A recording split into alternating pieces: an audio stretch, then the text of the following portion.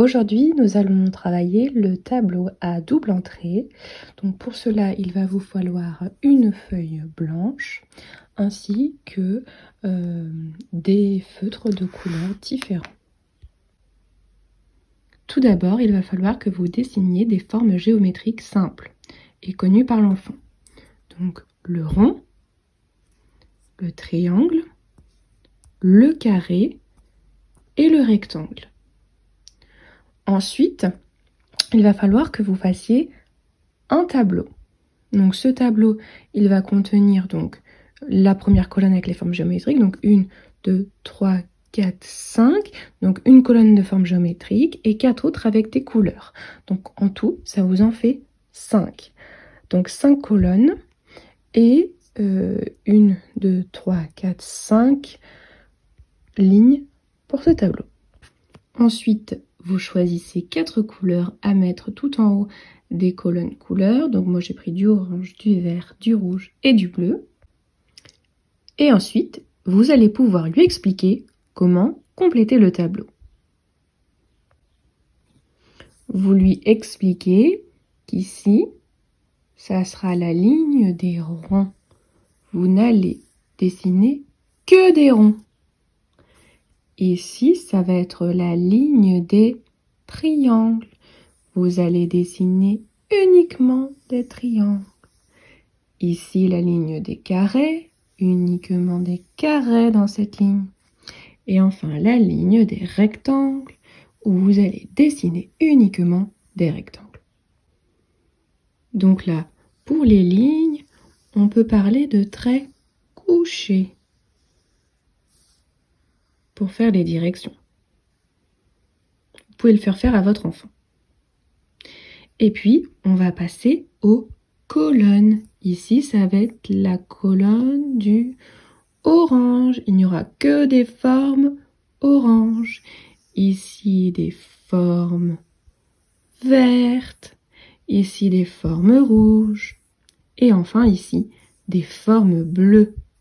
Donc ici, on a les colonnes. C'est comme si on avait des traits debout. Vous le faites faire à votre enfant. Alors moi, voilà, j'ai pris un tableau de base, mais si votre enfant a des difficultés, vous enlevez une, voire 2 couleurs.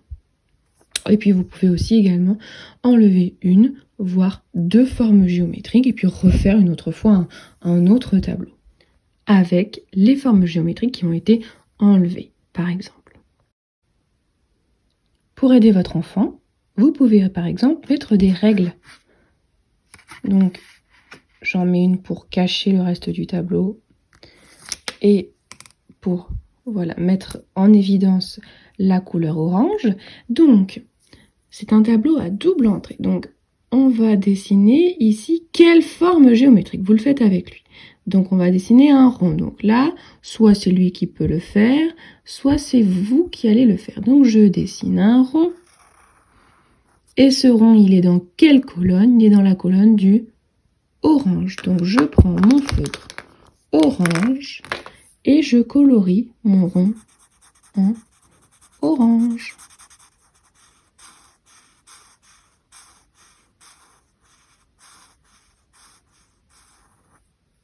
Et voilà.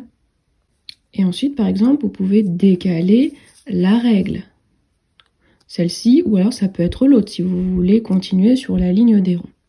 Là, on est dans quelle ligne? On est dans la ligne des triangles. Donc, soit vous, soit votre enfant, dessinez un joli triangle.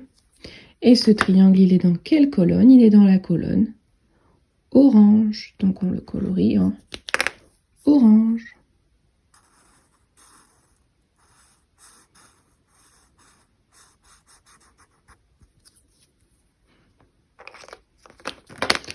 Pour changer, on peut varier et décaler cette règle. On peut redécaler, on peut remonter l'autre. Hop. Donc là, je suis dans quelle ligne? La ligne des ronds. Donc, je dessine un rond. Et le rond, il va être de quelle couleur? On est dans quelle colonne? Donc là, c'est la colonne du orange. Et là, on est dans la colonne du vert. Donc on va le colorier en vert.